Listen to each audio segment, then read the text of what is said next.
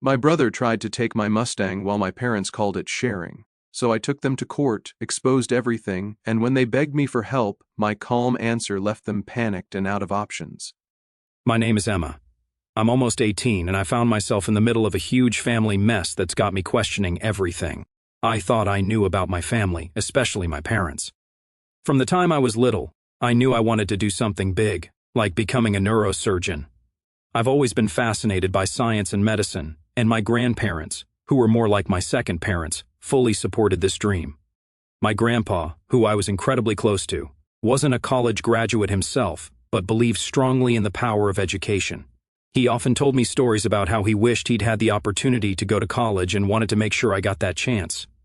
To ensure I could focus on my studies without worrying about the financial burden, my grandpa set up a savings account specifically for my college tuition. He started this fund when I was just starting middle school, and over the years, he diligently added money to it, turning it into what should have been a $50,000 nest egg by the time I was ready to go off to college. This money was sacred. It represented not just my future, but my grandpa's commitment to me and his belief in my potential.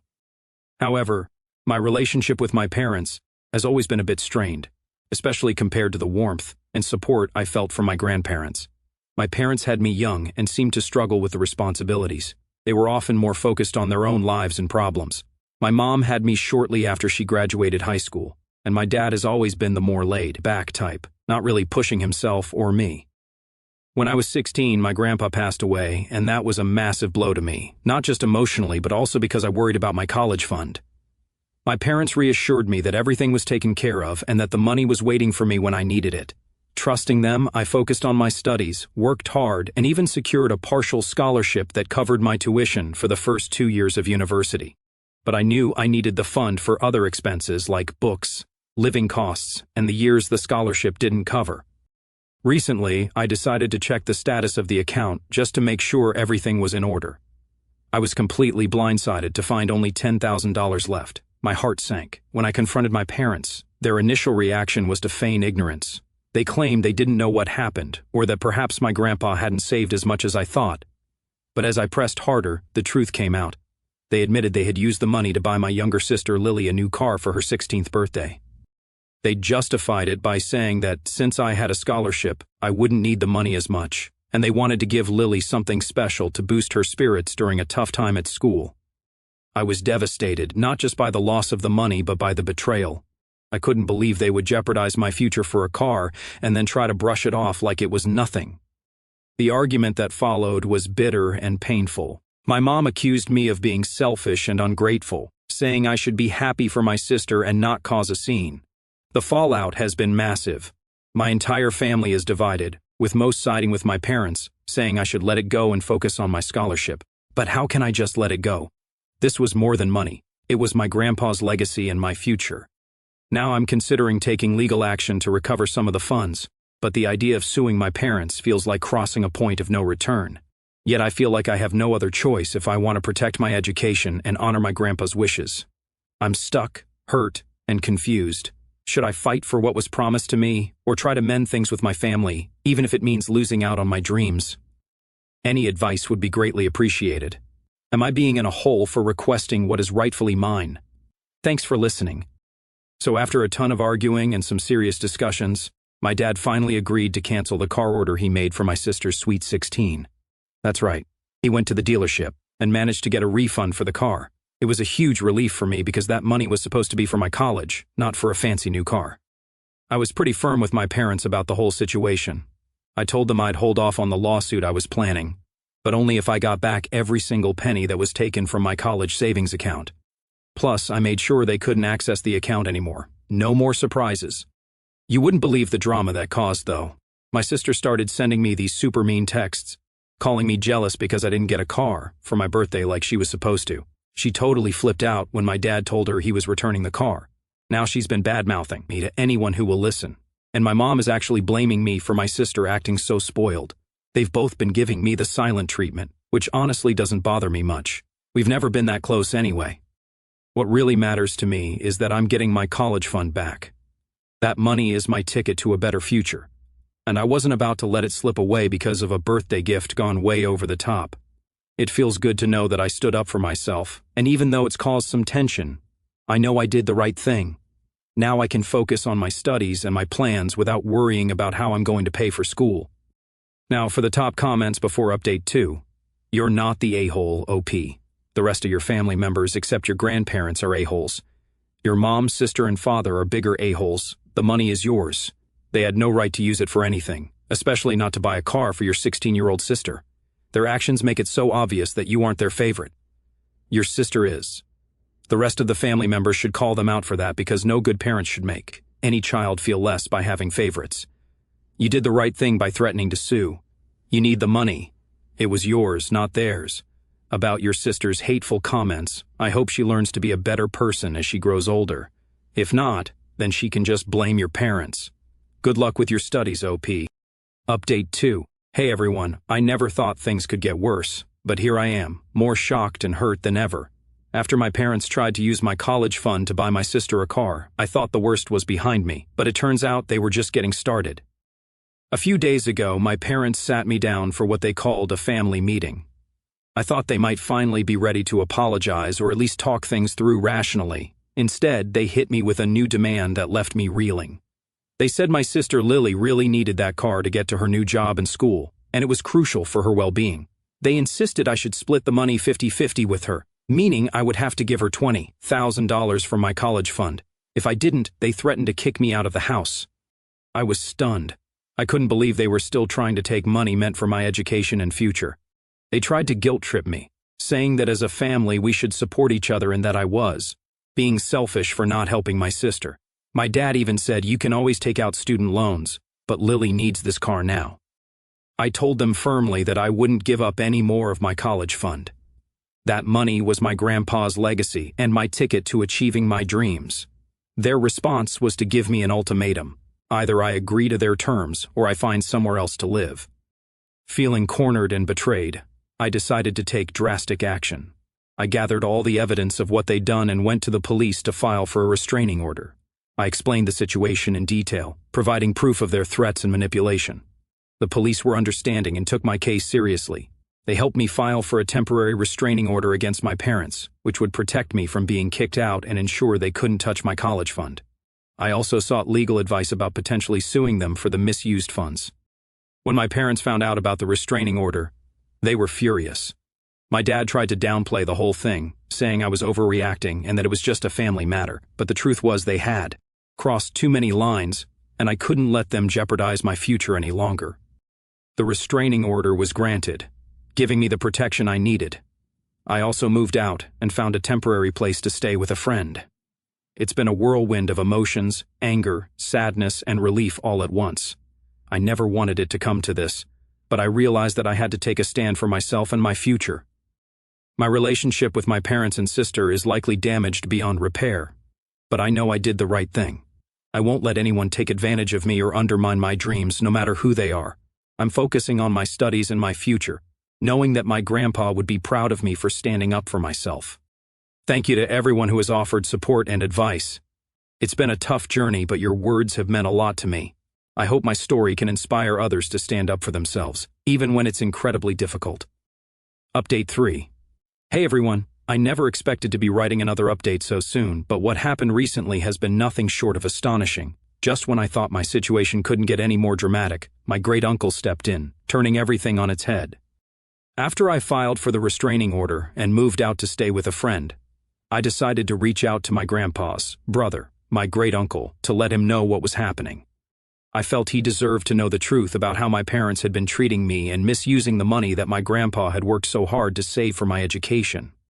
What I didn't know was that my great-uncle had kept in close touch with my grandpa's side of the family even after my grandpa's passing. He was furious when he heard about the betrayal and manipulation I had endured. Without wasting any time, he contacted my grandpa's older brother, my great-uncle, and a man of considerable influence in the family. To my complete surprise, the very next day, my great-uncle called me and said he had arranged a meeting with the family. He invited me to his house and assured me that I would have a place to stay for as long as I needed. Feeling a mix of apprehension and relief, I accepted his offer and moved into his home, where I was welcomed with open arms. During the family meeting, My great-uncle laid out everything he knew about the situation, making it clear that he would not tolerate such behavior. He then dropped a bombshell. He threatened my parents and anyone else involved that they would be cut out of his will if they didn't return the money and stop their manipulative tactics immediately. My parents were visibly shocked and scared. They knew how significant my great-uncle's financial standing was, and the thought of being cut off from his will sent them into a panic. My dad tried to argue that it was all a misunderstanding, but my great-uncle wasn't having any of it. He demanded they repay the full amount taken from my college fund, plus interest, within a week, or they would be permanently disinherited. The atmosphere was tense as my parents realized the gravity of their situation.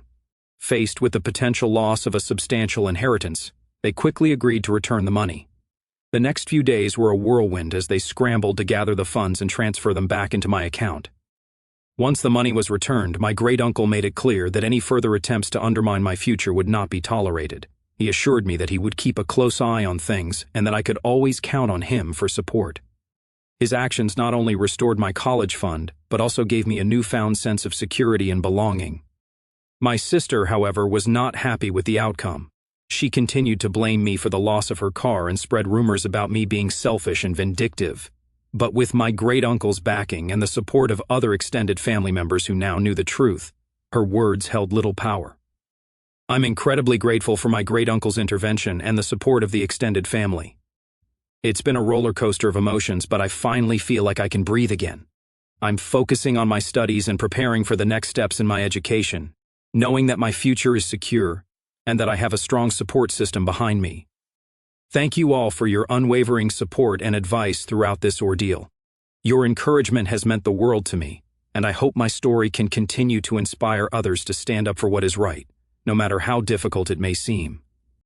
Update 4. Hey everyone. I never imagined I would have to write another update, but life has a way of throwing unexpected twists at us. After moving in with my great-uncle and feeling a glimmer of hope for my future, things took yet another shocking turn. Despite my great-uncle's stern warning and the threat of being cut out of his will, my parents still didn't return the money they had taken from my college fund. They made a few small payments, but it became clear that they were stalling, hoping I would back down or give up. They even tried to convince my great-uncle that they were working on it, but I saw through their lies. Frustrated and determined to reclaim what was rightfully mine, I decided to take the legal route. I consulted with a lawyer who specialized in family disputes and financial misappropriation. With his help, I filed a lawsuit against my parents for the full amount of the misused funds, plus interest and legal fees. It was a tough decision, but I knew it was the only way to ensure my future was secure. The court process was grueling. My parents tried to paint me as an ungrateful and spoiled child who was overreacting. They argued that they had every right to use the money as they saw fit, given that they were my legal guardians. However, we had solid evidence, including my grandpa's will and detailed records of the savings account meant for my education. The courtroom battle lasted several weeks. It was emotionally draining, but I had the unwavering support of my great-uncle and my lawyer, who fought tirelessly on my behalf. The turning point came when the judge reviewed the evidence and heard testimonies from my great-uncle and other family members, who confirmed my parents' deceit and manipulation. In the end, the judge ruled in my favor. My parents were ordered to repay the full amount of the misused funds, plus interest and all legal fees. The total amount was significant, and it put them in a precarious financial situation. They had to liquidate some of their assets and take out loans to come up with the money. I received the full restitution, which restored my college fund and covered all my legal expenses. The victory was bittersweet. While I was relieved to have the financial security I needed for my education, it was heartbreaking to see how far my parents had fallen. Their actions had not only jeopardized my future, but also strained our family bonds beyond repair. My sister, who had been hostile and resentful throughout the ordeal, blamed me for our parents' financial problems. She continued to spread rumors and tried to turn other family members against me. However, most of the extended family, who had witnessed the court proceedings, supported me and understood the necessity of my actions. Moving forward, I've decided to focus on my education and future. Living with my great-uncle has provided me with a stable and supportive environment. I'm more determined than ever to achieve my dream of becoming a neurosurgeon and honoring my grandpa's legacy. This journey has taught me the importance of standing up for oneself, even in the face of overwhelming adversity. It's been a tough road, but I'm proud of the steps I've taken to secure my future and protect my rights. Thank you once again to everyone who has followed my story and offered support. Your encouragement has been a beacon of hope during these challenging times. I hope my story continues to inspire others to fight for what is right and never give up on their dreams, no matter the obstacles. Update 5. Hey everyone, I thought I had seen it all, but life has proven me wrong yet again. After winning the court case and finally securing my college fund, I thought the worst was behind me. However, my family found a new way to make things difficult: social media. My parents, unable to accept the court's decision and desperate to salvage their reputation, took to social media to badmouth me. They painted a picture of me as a greedy, ungrateful daughter who had turned her back on her family for money. My sister joined in, sharing posts and stories that accused me of tearing the family apart for my selfish gain. They portrayed themselves as the victims of my supposed heartlessness. These posts quickly gained traction within our extended family and community. People who had known us for years were shocked, and many took my parents' side without knowing the full story. I started receiving messages from relatives and family friends accusing me of being cruel and selfish. Some were outright hostile, while others expressed disappointment and urged me to reconcile with my parents. It was incredibly disheartening to see how easily people believed the distorted version of events. I felt isolated and betrayed all over again. However, I decided to take the high road and not engage in a public social media battle. Instead, I reached out privately to those who had contacted me, hoping to explain my side of the story.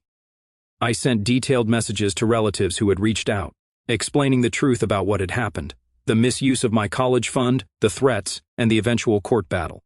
I included evidence from the court case, including the judge's ruling and the testimonies that had supported my claims. It was emotionally exhausting, but I knew it was the only way to clear my name and restore some semblance of peace.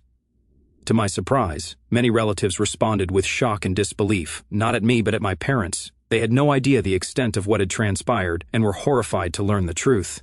Some apologized for jumping to conclusions and thanked me for sharing my side. A few even admitted that they had always sensed something was off about my parents' narrative but hadn't wanted to question it without more information.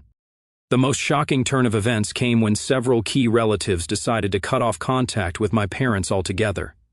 They expressed their disgust at my parents' behavior and manipulation, and stood by me in solidarity. They publicly announced their support for me on social media, sharing the true story and condemning the false accusations my parents had spread. It was a powerful and unexpected show of support that helped turn the tide of public opinion. This public support from relatives had a ripple effect. Friends and community members who had initially sided with my parents began to reach out to me, offering apologies and support. The social media narrative shifted, and my parents found themselves increasingly isolated. While the situation is still far from perfect, I feel a renewed sense of hope and validation. The support from relatives and friends has been a lifeline, reminding me that truth and integrity do matter. I've learned that even in the darkest times, there can be unexpected allies who stand up for what is right. As for my parents and sister, their continued attempts to smear my name have only backfired, further damaging their own reputation. I've decided to focus on my future and leave them to deal with the consequences of their actions. Thank you to everyone who has followed my journey and offered support. Your encouragement has been invaluable, and I hope my story continues to inspire others to stand up for themselves, even when it seems the whole world is against you. Update 6. Hey everyone, after the social media fiasco and the court victory, I was finally able to start college with my restored funds and the support of my great-uncle and a few loyal relatives. I was excited about my new beginning, ready to immerse myself in my studies and build the future I had always dreamed of. College life has been amazing so far. I've made new friends, settled in my classes, and started participating in extracurricular activities related to my field of study. For the first time in a long while, I felt like I was truly on the right path, free from the chaos and toxicity of my family's drama. But just as I was beginning to feel secure, my family made another move. Out of nowhere, I received a series of messages from my parents and sister, all expressing a desire to reconcile. They claimed to miss me and apologized for the hurt they had caused. They said they wanted to make things right and start fresh. To be honest, my initial reaction was anger and suspicion. After everything they had put me through, stealing my college fund, manipulating me, dragging me through a court battle, and slandering me on social media, it was hard to believe their sudden change of heart was genuine.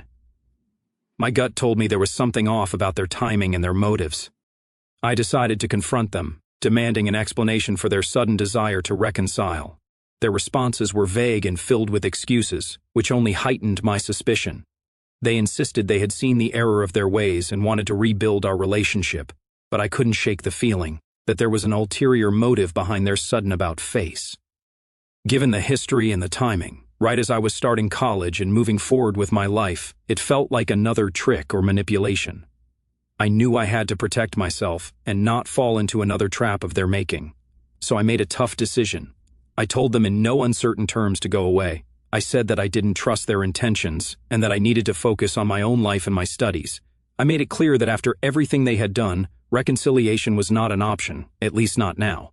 They needed to prove through consistent actions over time that they had truly changed, and even then, I wasn't sure I could ever trust them again. My parents and sister did not take this well. They accused me of being heartless and unforgiving, trying to guilt-trip me once again. But this time, I stood firm. I blocked their numbers and social media accounts to ensure they couldn't disrupt my life any further. I shared this latest development with my great-uncle and some of the relatives who had supported me. They agreed that my family's attempt at reconciliation seemed suspicious and advised me to focus on my studies and well-being. College is my chance to build the life I want, free from the toxic influence of my parents. I've decided to prioritize my education, my mental health, and the supportive relationships I've built with my great-uncle and my new friends at school. This is my time to shine and prove to myself that I can overcome any obstacle. Thank you to everyone who has been following my journey and offering support. Your encouragement has been a beacon of light through these dark times. I hope my story continues to inspire others to stand up for themselves and pursue their dreams, no matter what challenges they face. Here's to new beginnings and a future filled with hope and success. Update 7. Hey everyone. I didn't think my story could get any more shocking, but life has proven me wrong once again. After starting college and telling my family to stay out of my life, things took a dramatic turn that I never saw coming. A few weeks into my first semester, I received a message from a distant relative with some jaw-dropping news. My father had sold our family home. The house where I grew up, where all our memories were made, was now gone. The reason? He needed the money to pay for the legal fees from my court case, the very case where I won back my college fund, and they were ordered to cover my legal expenses. I was stunned. My parents had been so confident they would win the case. They never anticipated having to pay such a hefty sum. When the judge ruled in my favor, it left them in a dire financial situation. They had tried to scrape together the money by liquidating assets and taking out loans, but it wasn't enough. Ultimately, they were forced to sell the house to cover the remaining costs. The news spread quickly through the family, and the reactions were mixed. Some relatives felt sorry for my parents, viewing them as victims of a harsh consequence. Others saw it as poetic justice for their deceit and manipulation. As for me, I was conflicted. While I felt a sense of vindication, I also couldn't ignore the sadness of seeing my childhood home sold off because of their actions. My sister, predictably, blamed me entirely for the loss. She accused me of destroying the family and taking everything from them. Her bitterness only deepened, and she made it clear she wanted nothing more to do with me. My parents, now homeless and struggling to rebuild their lives, reached out once more, begging for reconciliation and help. This time, however, I felt no guilt in refusing. They had brought this upon themselves with their decisions and actions. They chose to misuse my college fund, to manipulate and threaten me, and to drag me through a painful legal battle. The sale of the house was the natural consequence of those choices. I explained to them that while I was sorry for their situation, I couldn't be responsible for fixing the mess they had created. I needed to focus on my future and my education. I offered my help in finding them resources and services that could assist them, but I made it clear that I would not be drawn back into their toxic cycle. Living with my great-uncle continues to provide the stability and support I need. He has been a rock through all of this, helping me stay focused on my studies and reminding me of the importance of self-preservation. I'm excelling in my classes and making the most of the opportunities before me. This whole ordeal has been a harsh lesson in the complexities of family dynamics and the importance of standing up for oneself. It's been a painful journey, but I know I am stronger for it. My grandpa's legacy and belief in my potential continue to motivate me every day, and I am determined to make the most of the life he wanted for me. Thank you all for your unwavering support and encouragement. Your messages and advice have been invaluable, and I hope my story can serve as a beacon of strength for others facing similar challenges. Remember, It's okay to stand your ground and prioritize your well-being, even when it feels like the hardest thing to do. Here's to forging ahead and creating a future built on strength, resilience, and integrity. Update 8. A few days ago, my parents reached out to me again, this time with a desperate plea. They explained that after selling the house to pay for my legal fees, they had exhausted all their resources. They had been staying with friends and extended family, but those arrangements were falling through. They were now facing the very real possibility of being homeless. Their solution? They wanted me to ask my great-uncle to forgive them and allow them to move in with him. They said that since he had taken me in, it was only fair that he should help them out as well. They insisted that with my influence, I could convince him to forgive their past actions and offer them a place to stay. I was stunned by their audacity, after everything they had done. Misusing my college fund, manipulating me, slandering me on social media, and dragging me through a grueling court battle. They had the nerve to ask for my help to secure them a place in my great-uncle's home. I knew I had to handle this carefully. My great-uncle had been incredibly supportive and generous, and I didn't want to put him in an uncomfortable position. I decided to have an open and honest conversation with him about the situation. When I explained my parents' request, my great-uncle was both shocked and disappointed. He couldn't believe they had the gall to ask for such a favor after all they had put me through. He made it clear that while he sympathized with their plight, he couldn't condone their actions or reward their behavior by letting them move in. He also reminded me that their manipulative tendencies were still very much a part of their character, and allowing them into his home could create a toxic environment for both of us. He reassured me that I had his full support, and that I didn't owe my parents anything after the way they had treated me. Feeling validated and supported, I relayed my great-uncle's decision to my parents. As expected, they didn't take it well. They accused me of being heartless and vindictive, claiming that I was enjoying their suffering. They tried to guilt-trip me once more, but this time I was resolute. I told them that while I didn't take pleasure in their hardship, I couldn't in good conscience ask my great-uncle to forgive them and take them in. They needed to take responsibility for their actions and find a way to rebuild their lives without dragging others down with them. This experience has reinforced the importance of setting boundaries and protecting oneself from toxic influences, even when they come from family. It's a painful lesson, but one that has made me stronger and more determined to build a life based on honesty, integrity, and self-respect. As I continue my studies and work towards my dreams, I'm grateful for the support of my great-uncle and the new friends I've made at college. Their encouragement reminds me that I am on the right path, and that I have the strength to overcome any challenges that come my way. Thank you once again to everyone who has followed my journey and offered their support. Your words of encouragement have been a source of strength and comfort. I hope my story continues to inspire others to stand up for themselves and prioritize their well-being, no matter the obstacles they face. Here's to a future filled with hope, resilience, and the courage to forge our own paths.